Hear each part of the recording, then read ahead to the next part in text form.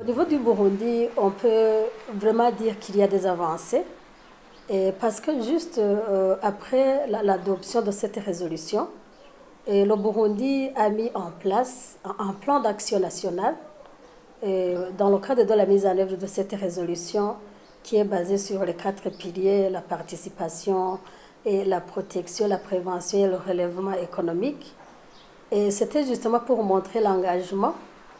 Et même un comité de pilotage a été mis en place dans le cadre du suivi de la mise en œuvre. Au niveau des décideurs burundais, ceux qui nomment les femmes dans les postes de prise de décision devraient être sensibles à la prise en compte du genre dans les postes de nomination.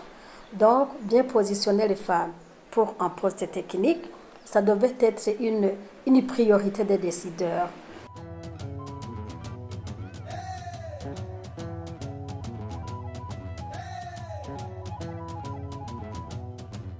Pour les médias, elle est sous-représentée à tous les niveaux, parce que sa représentation ne serait que de 6% selon ces études-là, alors que globalement, la femme serait représentée à 19%.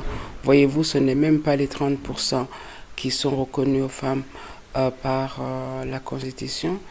Cela veut dire qu'il y a encore beaucoup d'efforts à fournir pour vraiment arriver à atteindre les 30% et les dépasser pour aller vers la parité. Parce qu'à la FJ, nous prenons qu'il faut la parité homme-femme, parce que, comme vous le savez, la femme représente 52% de la population burundaise.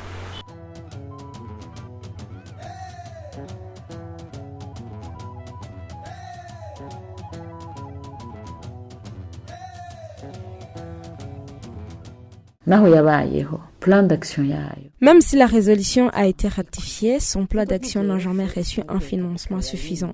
Ce n'est pas facile pour le gouvernement de créer une ligne budgétaire, mais depuis que le nouveau plan a été élaboré, l'État a créé la ligne budgétaire et la mise en œuvre de la résolution 1325. Cela montre que le gouvernement burundais s'est investi pour la concrétisation de son plan, mais les financements restent insuffisants. Il faut un appui de différents partenaires pour que cette résolution soit connue dans l'opinion et mise en œuvre telle qu'elle a été prévue. Il faut que le gouvernement fasse preuve de volonté. Il faut que le gouvernement yerekana ishaka.